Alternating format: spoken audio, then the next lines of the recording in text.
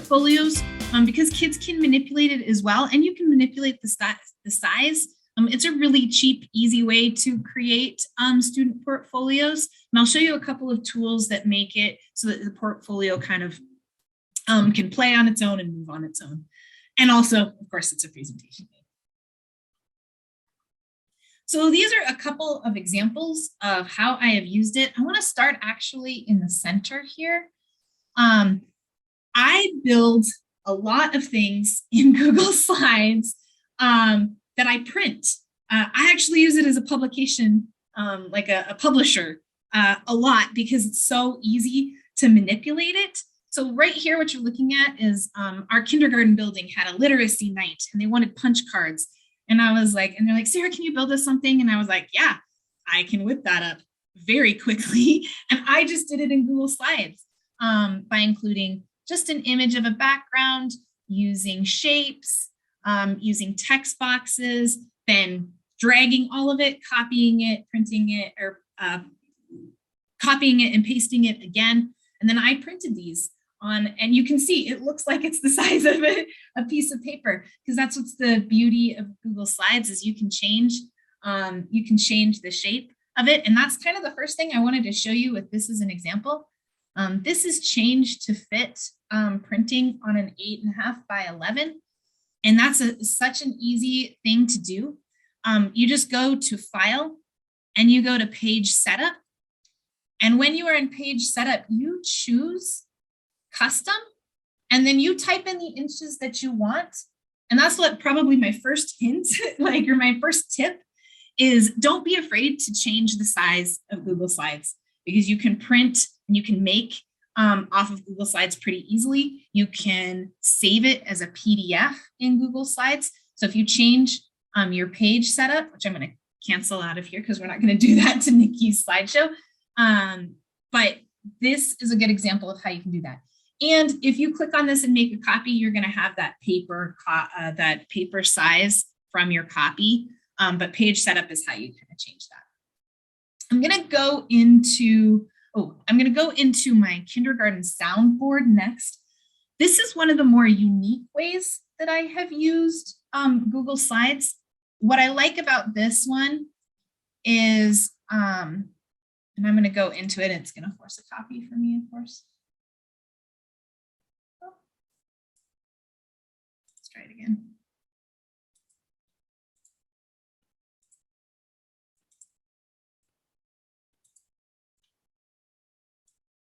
Kind of hidden underneath my window. Sorry, I'm going to move you guys for a second.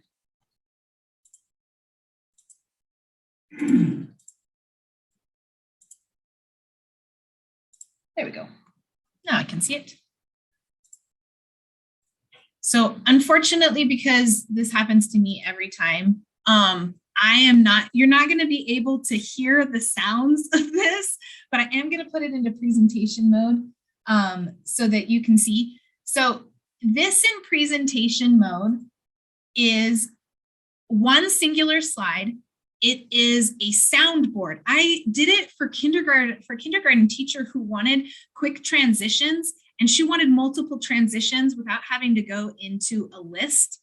So what I actually did is I created these buttons in Google Slides, and then I linked them to a sound, like I embedded a sound within the button.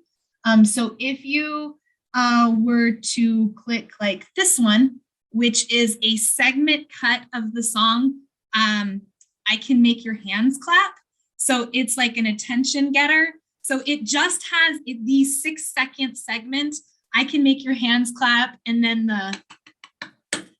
and that is all that it does. And all of these are different aspects of that. So if you wanted the Jeopardy soundtrack, or like a segment of that, there's a segment of the Jeopardy song. And there is, this one here, this is this Lone Ranger. Dun, dun, dun, dun, dun, dun, dun. I think that's the one. Oh no, maybe that's this one. I can't remember what the Lone Ranger sounds like. Oh no, that is the right one. Okay. Never mind, it is the right one. So dun, dun, dun, dun, dun. And this is just different ways that you can embed audio. It's an example of how you can embed audio, and you can create a a different use for Google Slides. So I'm going to get out of that one. And I gave you all access to that. And then, oh, hold on just a second.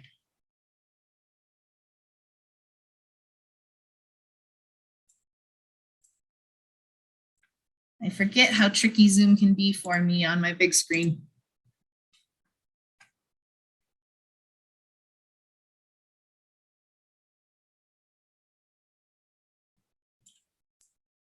Oh my goodness. Nikki, you're not the only one that is having technical difficulties.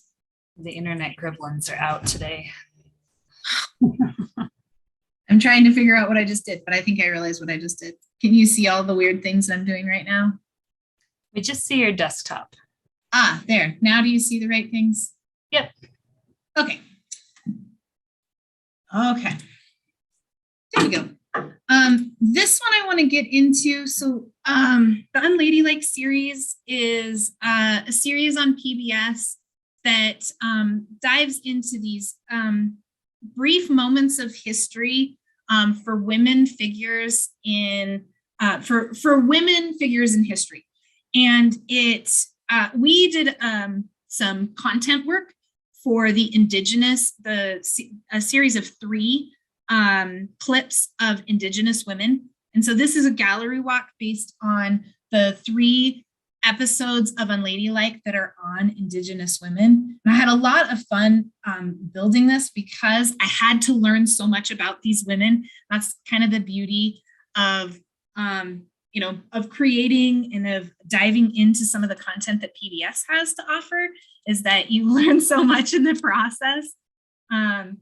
This gallery walk is built off, you can see there's a lot of slides on the side here, but off of the idea that if you were to take and visually put around a room things that kids would look at, and then have them take what they've just looked at in a gallery walk, which is what we usually do, whether that is discussing or that is building off of another activity. This kind of takes the digital form of this.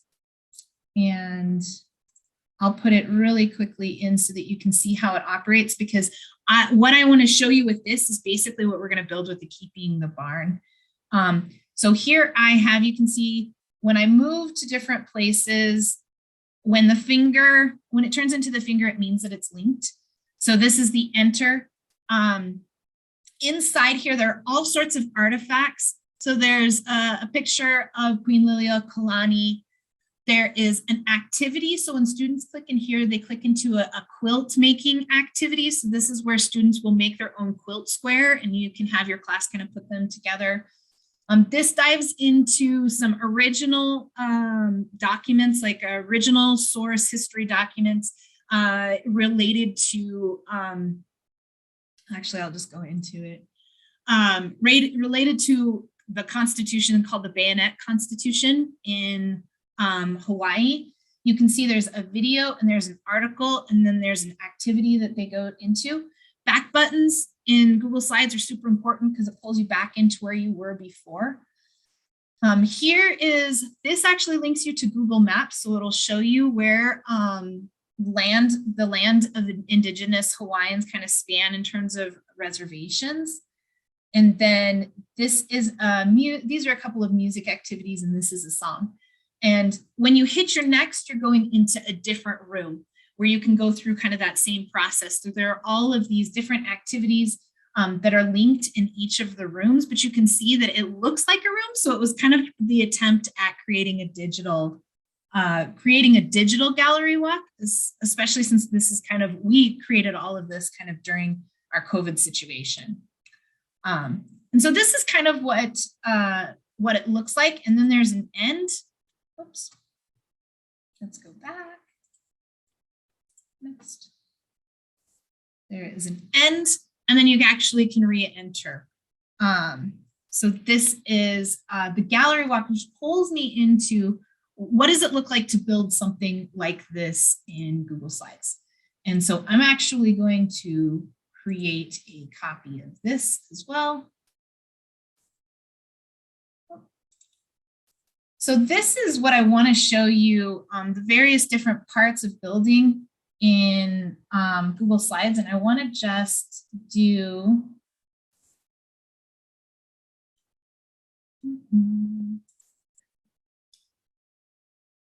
that's fine. We'll make a copy. I'll have 12 copies of this. That's no big deal. I'll clean it out later. So this is kind of something that I started for Nikki when I heard that we were doing, like, I had Google Slides, we were doing Keeping the Barn, and she can attest to this. I was super excited because I was like, oh my gosh, let's build a barn. I'm like, let's build a barn in Google Slides, and we'll link some activities, and I'll embed a video, and I'll show them how to build buttons, and I'll show them. And so I was like super excited, and I just totally nerded out.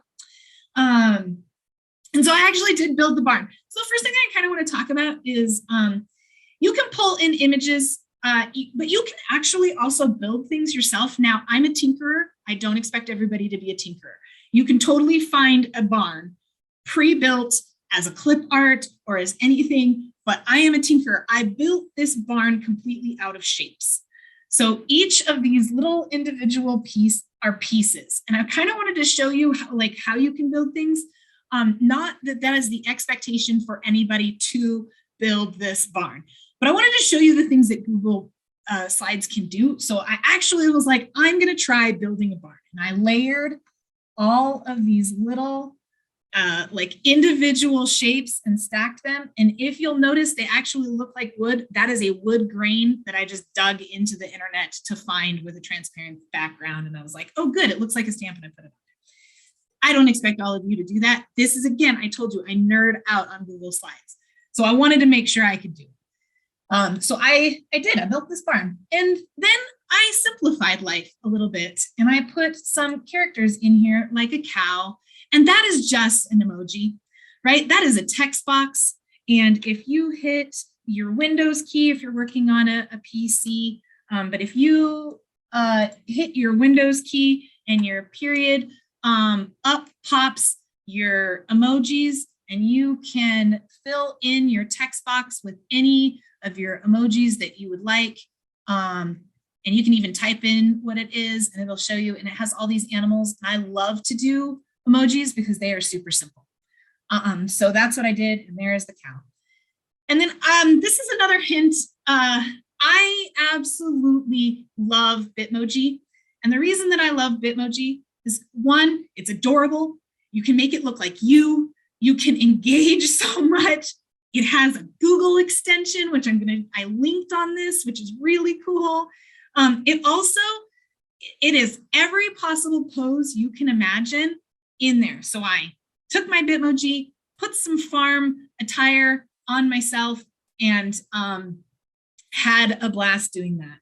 So those are just kind of a few hints in the beginning. The next thing I want to show you is, once you click on this, if you're coming into this, it's nice to build in ways in which you can either link within Google Slides or link outside of Google Slides. So building buttons are a really good way to do this. This is simply a shape. Now, what I like to do is I like to build the button to the size that I want it. And I do that by going into Insert, and I insert a shape, and I choose, I like to build buttons with rounded corners, but you can build circular buttons, you can build square buttons, you can build a button any shape that you want within the confines of this. But I always pick a square, and then sometimes they're really short ones, sometimes they're really long ones, and you just put that there. And it has a default to it. So it does default to the last kind of button that is on your page, which is kind of nice. The other thing is, once you get your button the way that you want, I like to just Control copy and Control V. And if I've got multiple buttons, I like to just copy and paste as many buttons as I want, get them in line, and then move them down. Now, on this particular slide, I would want like 4 buttons. I'm not necessarily going to build all of those, but I do want to show you how I make it look like a button a little bit, because this one's pre-done. When you do your building of your buttons, it's going to look really flat. If you want it to look kind of raised without a lot of work, because there's a couple of ways that you can do it, but in this case, without a lot of work, if you want it to look raised, you simply go to your format and you do a drop shadow. So you can see I kind of have a shadow around there. And you can do a drop shadow. You can change your transparency. That's going to make it look darker and not blend as much. You can change your distance, which is going to pull it away from it. But I like to kind of make it look kind of like it's popping out. And this is a really easy way to do that. The other thing is you can change the color on everything that you're doing by going over to your fill. And let's say I want this to be more of a red color and I want my outline to be a little bit different. I can change both my outline and my fill, and that gives it its own kind of look for the button. Now, once I do that, the button isn't a button until I link it to something. So that's the other thing that I wanted to show you. I want to be able to show you how to link both inside and outside of Google Slides. So when you click on your shape, if you go up to the little chain looking icon at the top and click link, you can see this one's already linked. If I want to link inside, which means that this button is not going to take you to a new tab, it's simply going to take you to a new slide in the presentation, then I get to choose slides in this presentation. And in this case, it's keeping the barn clips that I'm linking. So I would want slide 3. And then I choose slide 3. And when I click on this, when it is in presentation mode, and that's kind of the big key, we're building for presentation mode. When I click into this, it's going to take my user to that slide. And then whatever button you're building in that slide will take them to a different place, which is kind of cool. So that's linking within and building buttons. And I'm going as fast as I can. I'm really sorry, Nikki. You need to tell me if I'm running out of time to show them things because I have so much I could show them. But no, I think you're fine. I think if you keep going and show them things, and then when you hit to a stopping point, we'll let them work and play. But if you have questions or if there's something that she showed that you missed, feel free to just unmute or put your questions in the chat box and I can interrupt Sarah and have her go back and show something. Yeah, absolutely. I love that because it allows me to give you what you need. So I love interruptions. Those are not a thing for me. So on this slide, what I'd like to show you, so here you can see this is my back button.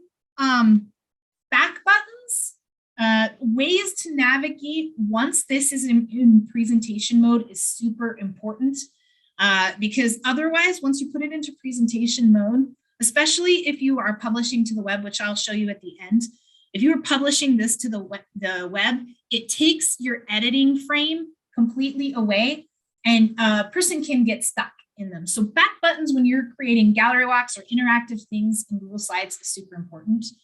But you're going to do that by linking within.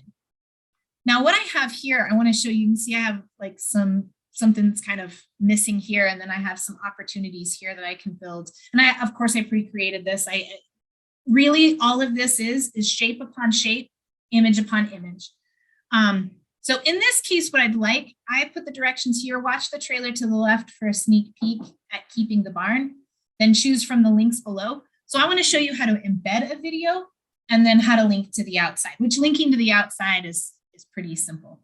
Here's the other reason I really like Google Slides is if you want to embed a video, it's super easy. Because it's a web-based tool, they have built into their the different aspects of this ways to make your life a little bit easier.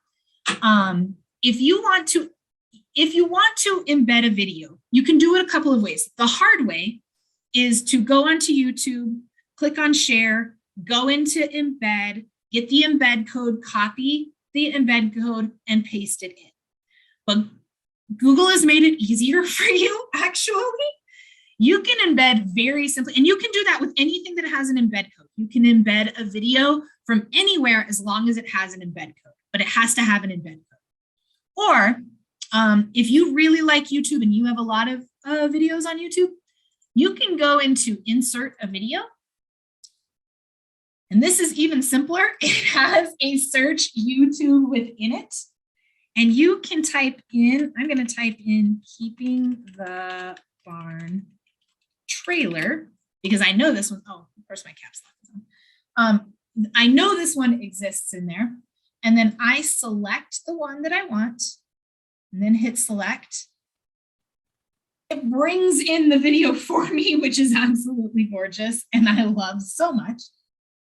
And then I'm going to shrink it down to the size that I want it to fit in my box. And then here is the other thing that is really nice about Google Slides. Again, ease of use.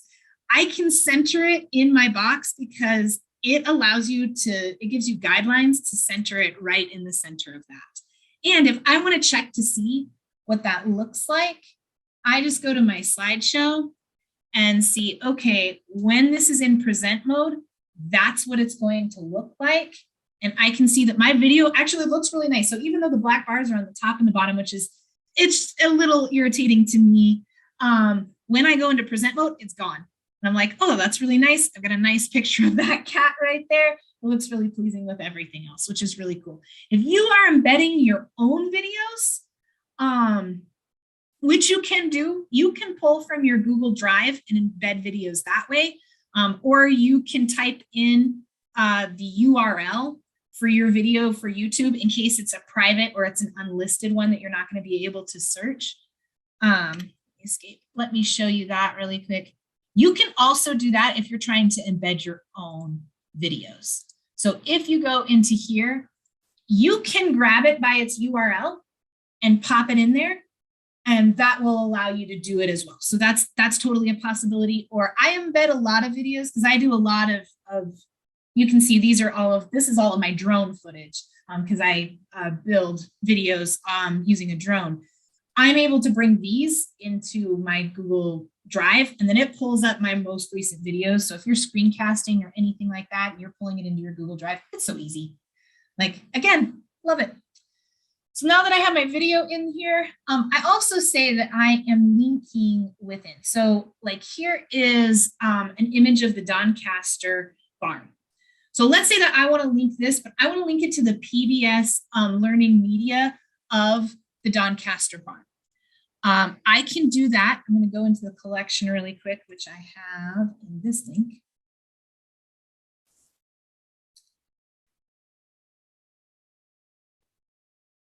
Okay, so this is the collection of keeping the barn, and you'll see here the Doncaster barn is actually in this 4 Unusual Barns video. And if I go into it, and Nikki can correct me on this one because I'm not really sure what it'll do on this end. This is just how I'm building it. I'm able to get a share link for my students. And if I click into this share link, I really like this focus view, distraction-free media view. It's really awesome and I love it. And student sign-in is not required. So I can take this link and copy it. And then I can go into my picture, and I have pulled this picture in using insert images. And I actually just downloaded a bunch of them from Nikki. Nikki gave me these pictures. Thanks, Nikki. And I put them in my downloads and just upload it from your computer. You just choose which one you want to upload, then you open. And then I just placed it in this place. But I can also make this a link, which is really cool. I can link images, I can link shapes. I go to my link button, and here I simply Control V, or you can right click and paste in that video. And so if my students were to click on this, it would take them to the student view of the PBS learning media. And I've done that with all 4 of these. So they can see each of these clips of these barns. So that's linking outside, that's embedding a video. That is buttons, linking inside. Okay, we're almost done, I promise. Oh, I want to show you how to create invisible links. So another thing that's kind of fun, what you'll notice on each of these few slides here is I actually have these slides with the backgrounds of the barns that they're covering. So I can bring these pictures in using background. And when I change my background, I just go to background, choose an image, and then there are so many ways to insert an image, which is really beautiful. You can upload from your computer, but another thing, and I love this, and I love this for a couple of different reasons. So the first is I can search for an image.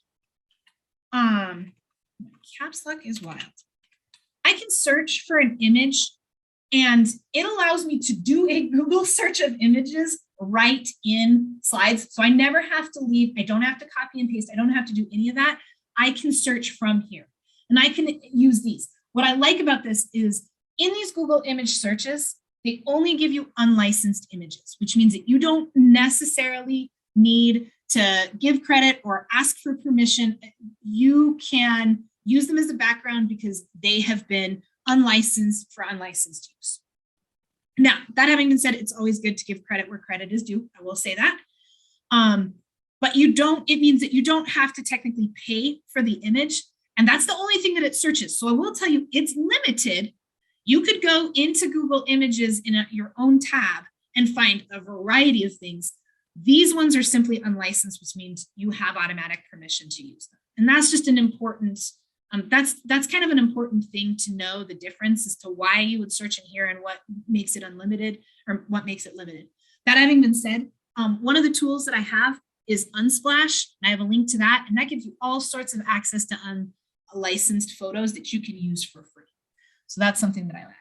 Now, I am uploading, to give credit where credit is due, Nikki Vredenberg's photos, or I'm guessing Twig's photos, maybe? Twig's photos? Okay.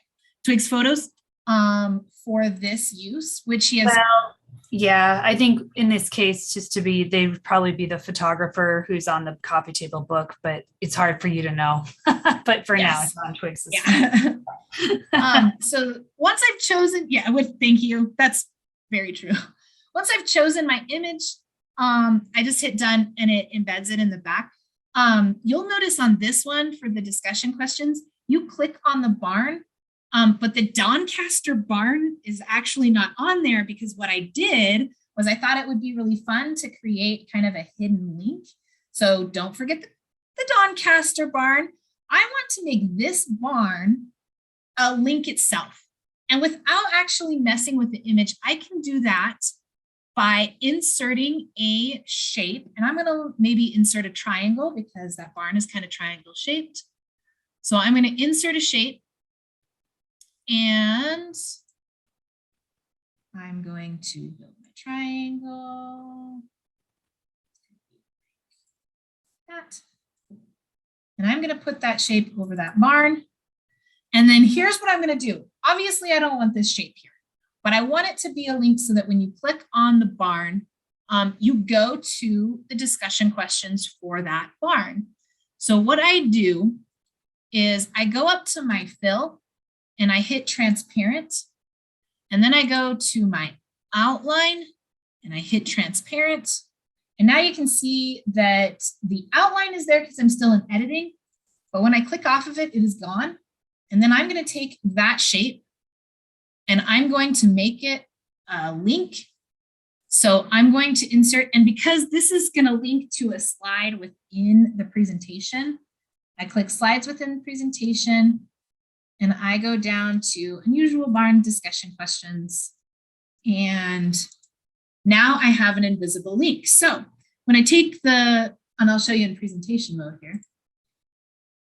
When I take and I hover over, I need to fix that link. I hover over my pictures here. I hover over my picture here. If I hover over my picture here, it turns to a finger. And if I click on that, it takes me to the Doncaster barn. So it's just kind of a cool way to use a background, but make it links. Like If you're trying to link all over through here, but you don't want to destroy your image, this is how you do it. You just build an invisible link using shapes. Okay, so I swear I'm almost done because I really want you guys to have time to play. And I am running out of time.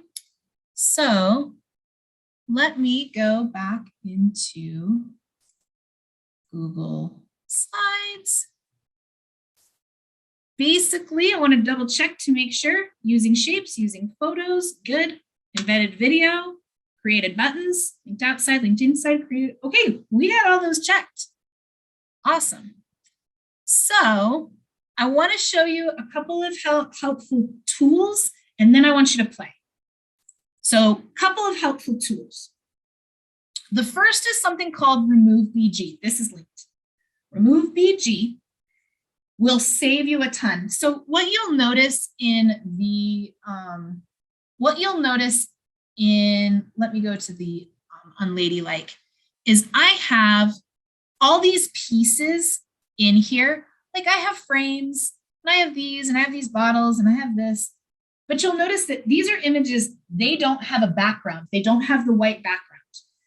If you want to be able to put something like that in without the white background, but you're not a Photoshop person, the easiest way that you can do that is a site called Remove BG.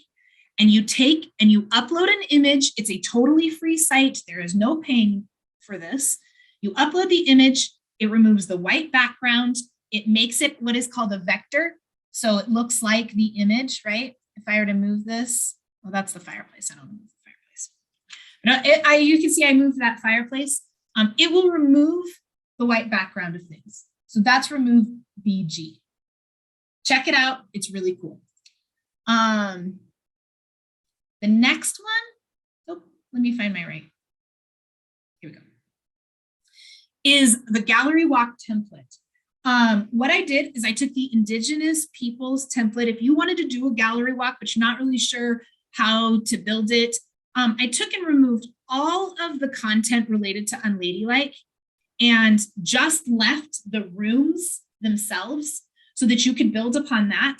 That is a template for you to take a copy of. It includes in it a lot of vectored things. So things that already have the BG, there are like 2 or 3, well, there might be more than that slides. There's a bunch of slides that have backgrounds in them that has all the little pieces. If you need tables, if you need chairs, if you need a rug, if you need like house plants, a bunch of things are actually in that. You can copy and move them in there. So that is the gallery walk template. The next one is Slides Carnival. If you still like Google Slides to use it as a presentation aid, but you're tired of all of the predetermined templates that are in there, like I think if you go to format, no, slide. Oh, theme, sorry. If you go to theme, you can change the theme and all of that.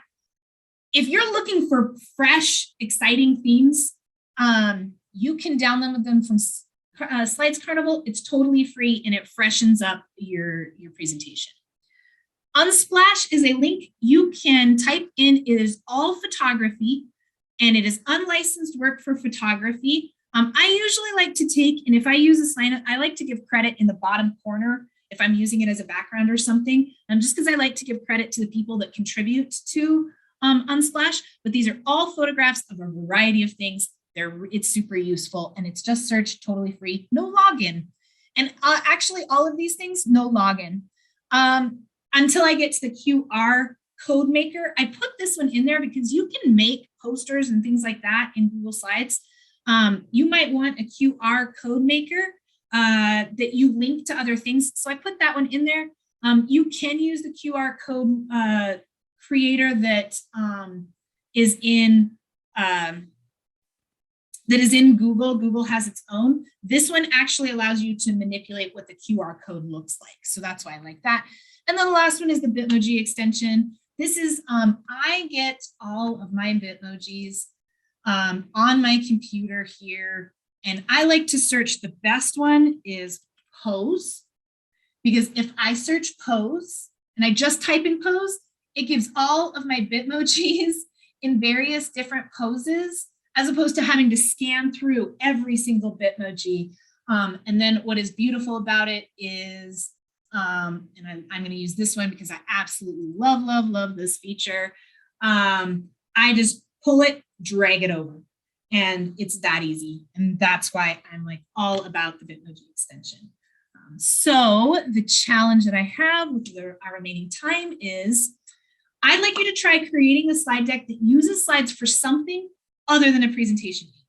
It can be anything. It can be one slide. It can be a start of a project you're thinking about, whatever you want to do.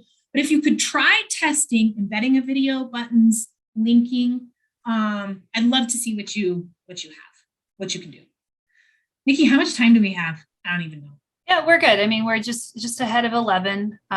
So I think if we break now and give everybody about 20 minutes, so we'll come back here at 11:20. And we'd love it if you try to design something. And like, if you've been with me before, I say, make something stupid, lower the stakes.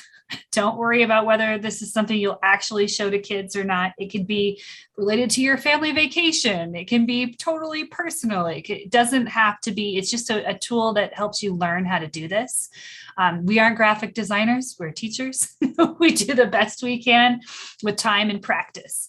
So make something, and then we'll challenge you to share it with us when we get back, and put a link in the chat box so we can take a look at it and tell us about what it was like to create something like this. So Sarah and I will be here if you need to ask questions about how did you do this again, or where's the fill tool and things like that. But otherwise, feel free to turn your camera off and go to another device and practice creating something using some of these tips that Sarah has taught you. So we will see you back here at 11:20. One thing I will say that I love about this is the sky's the limit. So if you know of something that I didn't show, because I could do this in 3 parts easily, I could show 3 different versions of this and it would be completely different. I would love to see what that wasn't included in this. So I would say build anything. It's fun. Lisa, I have something. Can I give you something? And it can be for anybody, but can I give you something? Let me show you something really quick. I had a 7th grade math teacher that wanted to do a choice board, and it took us just a second. Let me pull it up. And it took me a while to build, and it's not totally built yet. So you could do whatever you wanted with it. I would love for you to have this if it's something you're interested in. I'm excited. Let me find it. And it is for 7th grade math. That's what's funny. So this is one I didn't put on there because I kind of just ran out of space. But this is a 7th grade math choice board. So here's a few things that are not done about it. It doesn't have back buttons. It needs back buttons real bad, but it doesn't have back buttons. But basically, so you use the calculator on the next page to get to 15. So it is any of the numbers and they're leveled. So they have to, whatever they do, they have to get to 15, which means they either have to add and do every activity until they get to 15, or they can use the multiplier button, but the multiplier is an activity. But each number is an activity. And so it's linked to the activity. So like if they wanted to do 8 and 7, because 8 plus 7 is 15, they would have to do activity 7, and they would have to do activity 8. And so there's all these activities that they can do. But what I did is I worked with it on a math teacher in Texas who kind of helped me build the activities. So you could change your activities however you wanted. But we did it so that if a kid really only wanted to do 2 activities, that was fine. The hardest ones to complete were 7 through 9, and the easiest ones to complete were 1 through 3. So that they'd have to do more activities if they choose to do the easier activities. So they were adding a little bit more. And then the multiplier button, like if you wanted to do 3 and 5, you could do it, but your multiplier button is an activity. Does this make sense? Yeah, I love it. Okay. So will you share it with me? Yes, I will totally share it with you. I just never got it finished because the math teacher at the end of the year left while we were working on it. And I just haven't had a math teacher that wanted to do it. I love it. I would definitely do it. Okay, so I'm going to put a copy where it forces a copy in the chat, and you can have this. And if you have any success, could you just email me? Absolutely. I would love to hear like how you made it and like how you changed it, how you made it better. Like I would love to know that. Yep. I'm excited. All the hard work's done. A lot of it is. It's still, like I said, you still get caught because it has no back buttons yet, and you need back buttons. So let me go into the chat. Yeah. Yeah, no problem.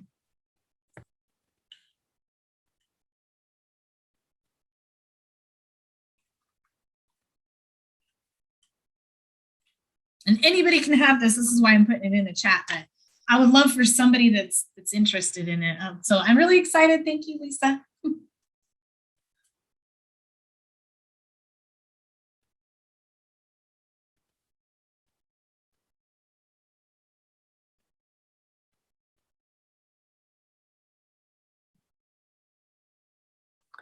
Can I ask a question, Sarah?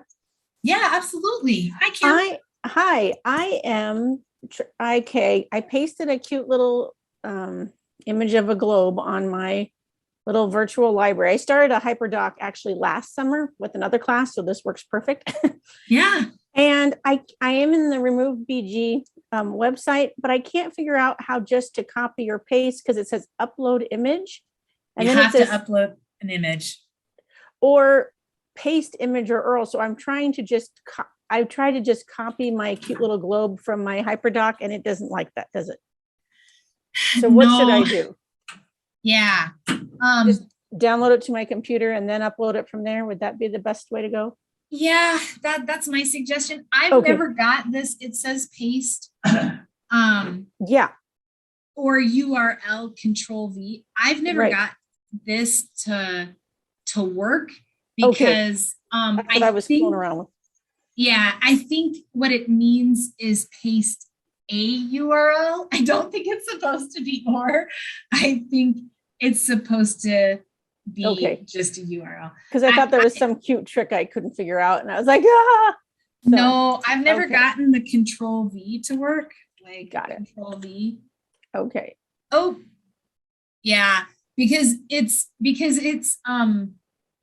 has to be the control V for a URL. That's why. Okay, and it won't give me a URL for whatever image off of Google, right? I mean, I can't not figure that out. Yeah, I'm sorry. No, that's okay. I'll just download it and then do it that way. But I just thought if there's a trick I was missing, I would ask. So thank you. You are not. Okay, no problem. Thank you very much. This is a good example of how you can have buttons that look raised without doing the drop shadow. So I do the drop shadow when I'm kind of in a hurry. But you can actually make them look pretty solid. And this is an example of how it looks solid. And all it is basically like this shape and this shape with just, they're the same shape. They just have a shade darker of the color. And that makes it look, and then you just kind of offset the button. And that's all this is just the offsetting of those shapes from one another. And then, yeah. So what I shared is a copy of kind of where I started last year. I've changed a lot because what I found was it became cumbersome when I have 6 classes. It slows down their poor little Chromebooks. But that's where I started.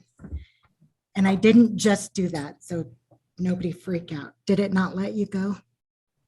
No, it's saying you need access. How?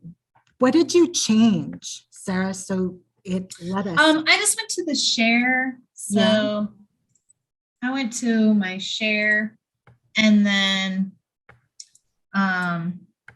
anyone with link and then changed it to an editor. It's going to be fine because I pushed a copy of it. So. Okay. So I think I changed it now.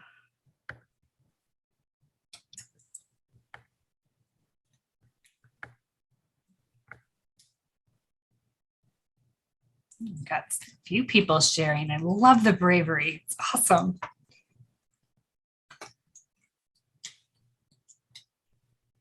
Did you get into it? Yeah, I'm in it right now. Okay. This is cool. Thanks.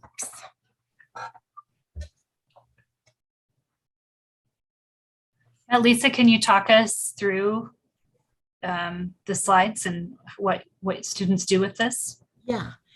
Just a second. So this is a copy of what I would use as their interactive notebook that they take notes with me. And there's what do you call those add-on things? There's an app for that. There's a thing called Slip and Slide that I can send them this version and I can keep adding to each of theirs. I just tell Slip and Slide, I go to my master slide presentation and then I tell it, I want you to go ahead and add slides 14 through 20 today. And you click on the class and it will add extra pages to each person's presentation. And that's an extension, Lisa? Yeah, it's called Slip and Slide. That's amazing. And then I tried to make it as functional as a notebook as I could. I put stickers in there. There's sticky notes. If you look on slide 3, and then just told them that they can copy and resize. On that first page, you can click on some of those tabs at the top, and it's hyperlinked to the slide that I would want them to go to. And then instead of a back button, I have that cover over on the side. So I'm on page 4, slide 4. And then if you look over to the side, it just says cover and it'll take you back to the first slide. Love it. Or the tools, you click on that and it'll take you to that page with the stickers and the highlighters. I ended up putting highlighter marks just on the page so they could drag it.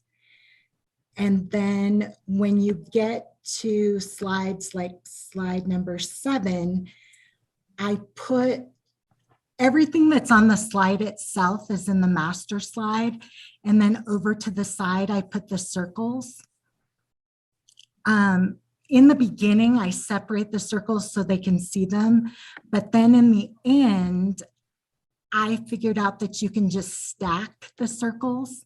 Yeah. It looks like it has a never-ending supply, and then you're not giving away how many green ones you need and how many red ones you need. They actually have to think through it.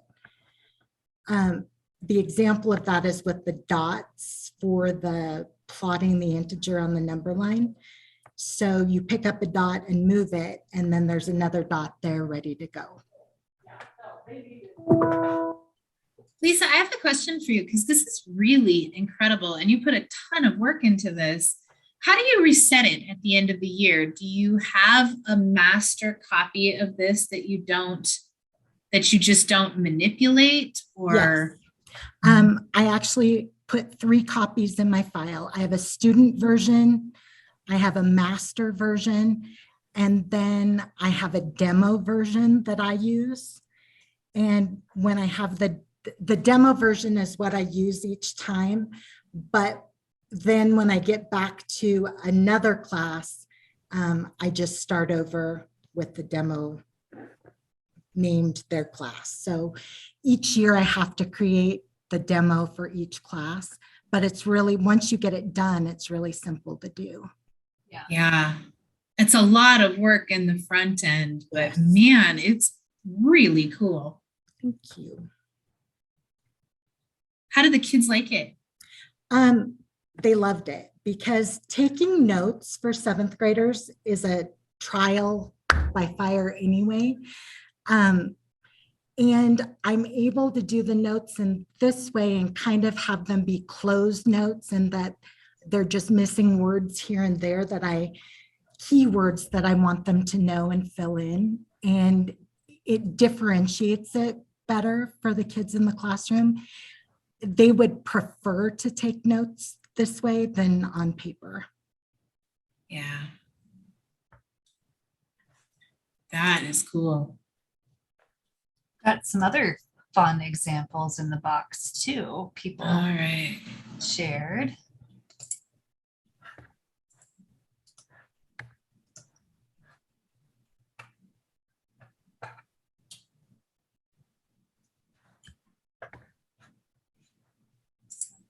Is that one? Lindy's? Yeah. Love that picture. That picture is fantastic.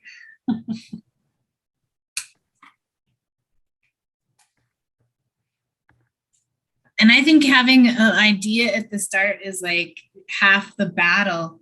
I'm telling you what, I started the keeping the barn one last week, and I didn't get anything truly built on it until yesterday because I just didn't have the idea yet. Oh, I love it. Good. Awesome. Yeah. Yeah, that's good. Good start.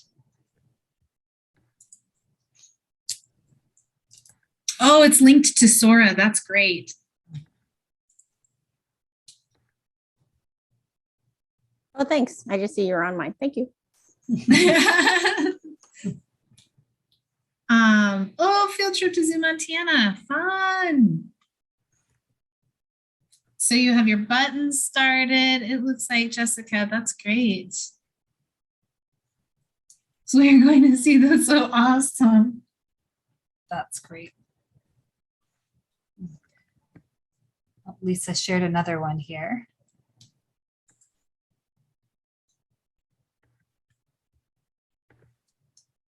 Oh, it didn't do it again. Darn it.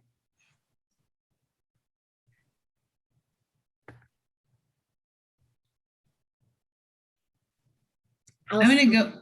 Did it work? It didn't work for you guys, I don't think. I'll try again.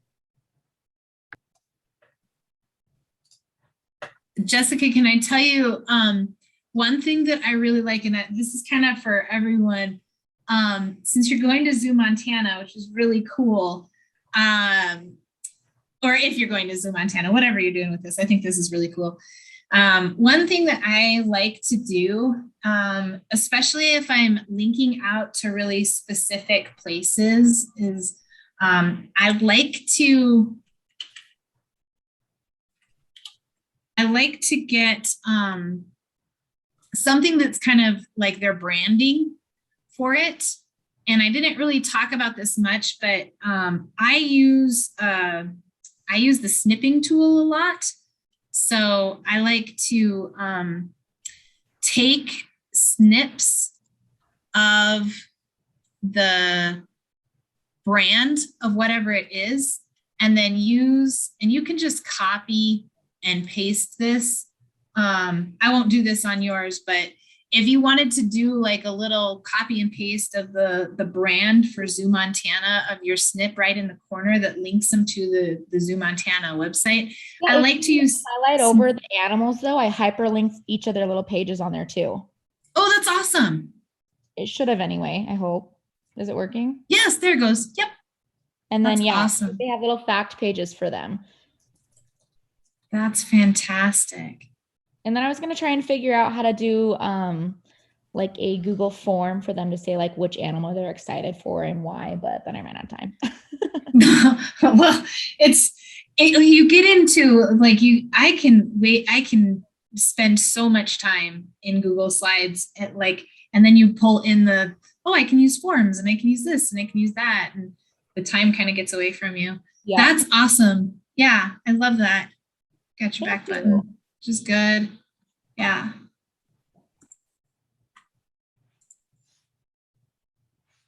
Thanks for Yeah, sharing great. the examples, everybody. Oh, this Yeah. is great. Yeah. Oh, that's a fun one. Kim wants to know where the snip tool is. Oh, sure. So if you go into your taskbar, and I am sorry if you are Mac users and I am giving you directions for a PC. I don't have as much experience with Macs. But what I do in a PC is you actually can just type into the search bar of your taskbar at the bottom of your screen, snipping, and the snipping tool will pop up. One thing that because I use this tool so much, I pin it to my taskbar. So it's pinned and you just right click and pin it there, because I use this thing more than anything that has ever been put on a computer. I swear to you, this is the thing I use the most for sure. On the Mac, you can snip with Shift Command 5. Oh, thanks. Okay. Oh, let's take a look. Quick question, Lisa, do you just move once they figure it out, they move the pieces over, so they come up with -9, they move that piece over to 9?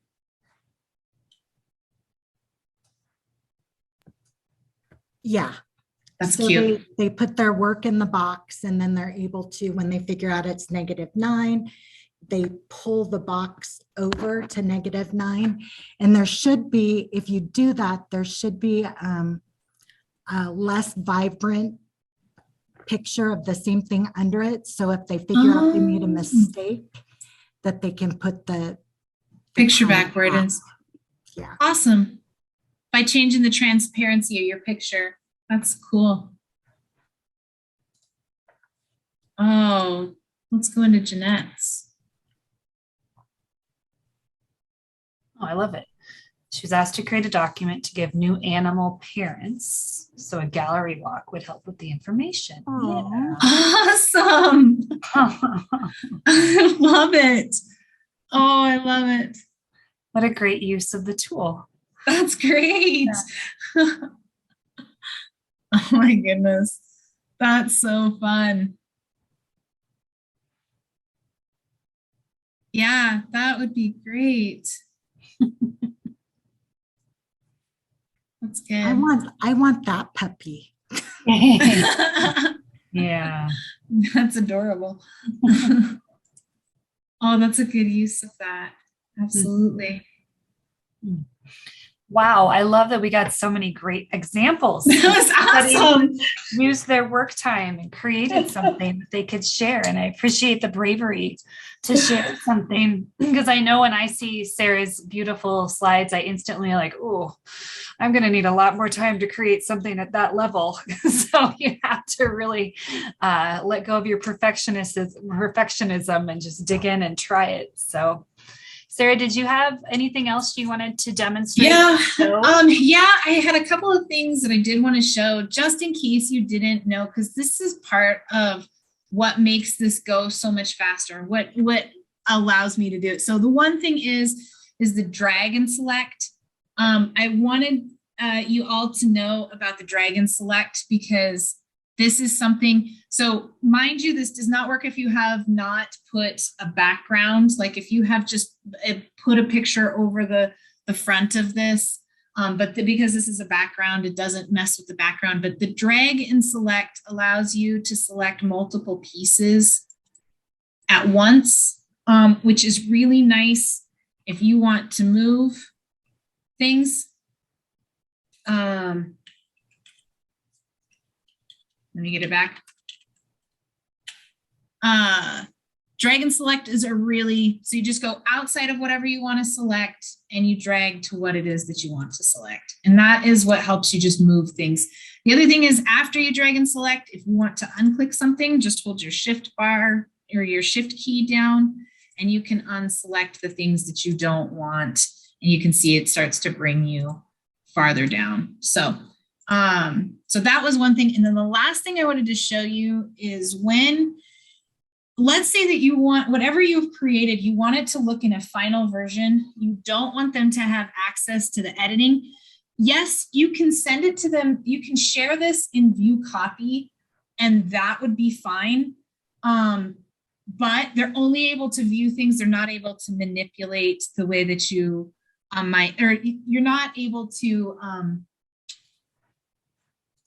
if you share it in view, they're able to move through it, but they're not able to, they're still in this screen. That's what I want to say. They're still in, you still have the, let me use my mouse, not my hand. That's crazy. This screen. But if you publish to the web, so you go to publish to web, and then you create a link. You can have the slide advance. You don't necessarily have to. You can have them start the slideshow. That's when the slides are going to start to advance if you want it to move through. But what I like is if I publish this to the web and I publish this section, it gives me a link, and I can control copy that link, and I put it in my URL. And now I'm in total presentation mode, and they operate in presentation mode. Now, what you'll notice is it does change things, like my cow now looks a little different because it's in the web. It's pulling what the web can see. But if I want to go to clips of the barn, I can go into clips of the barn. When I click into the different buttons, it takes me to the outside. It opens it in a separate tab. So like I can go back into my tab and be, back in. So basically what it does is it only sends them into presentation mode. Publish to the web only sends it in presentation mode. So it takes you out of that edit view and allows them to work through it from that. That having been said, the things that some of you have created that, like Lisa's wanting the kids to manipulate, you wouldn't put something like that into publish to the web in presentation mode, because you want kids to be able to manipulate it, and they can't manipulate it if it's published to the web, right? If I click on any of these slides, and this is the other thing, we've linked everything, right? But if I click in presentation mode outside of something that isn't linked, okay, it simply advances to the next slide. And that's another thing that you need to know about it. And that's what makes training kids, training your users to navigate using the buttons is really important. And that's why back buttons are so important. Because if you don't have a back button, like right now, I have no back buttons in this. If I don't have a back button to get to the pages that I want to get to, I'm simply advancing the slides when I click outside of those buttons, and I need the buttons to navigate to the right places. So those are just, that's basically what I wanted to explain in terms of looking at a finished version of something. And Sarah, it's really easy to share with the kids and have them manipulate when you have a student version and then you share in Google Classroom, then they each get their own version. Yeah, and that's a really, really great point. Lisa's right. Everything I build, I don't build in Google Classroom because I don't have a Google Classroom. So I don't have that perspective. Lisa's perspective is really great that way. If you have Google Classroom, when you share out these things, it shares out copies, which is nice. The other thing that you can do, if you also are like me and you don't have a Google Classroom or your school is not a Google school, you can still force some of those things. So that's a good point too. Let me get back in. I've opened a lot of things. If I wanted to share this to somebody, let's say this is something that I wanted kids to be able to edit and resubmit, like if you use Canvas or if you use Teams or something that isn't necessarily Google based, you can do just what Lisa was saying, as long as you share out a copy of it. So what you do is you go up to your top URL, hit Control C, and then when you paste it somewhere, let me see if I can give, we'll go into here. So if I paste this in here, in the URL, you want to look for the word edit. So it's right here. And what you want to do is you want to change the word edit to copy. And once you do that, once you change that edit to copy, and this is what I did for all of you, it sends them into the copy link. And then they make a copy, they have a version, it protects your version. And that's what's really important. Everything that I've shared with you, the reason you had to make copies of it is because I want to protect my version of it.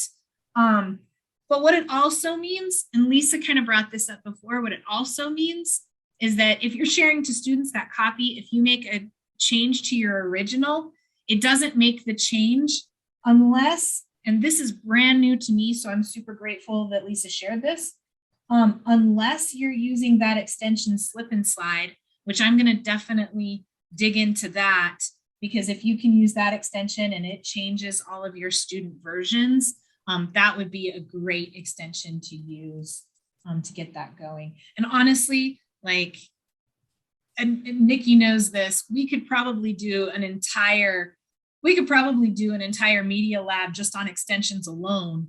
And learning extensions alone, because there's so many useful ones out there for different things. For next time, because I would agree that there's useful ones, but there's also a lot of junk out there too. Yes. I think it would be good to have a what's good and what isn't good. So I'll write that down for our next series. That would be great. Curated list. Mm-hmm. Thank you to everybody for joining us today. Thank you, Sarah, for sharing your expertise with us. It was really great to learn from you.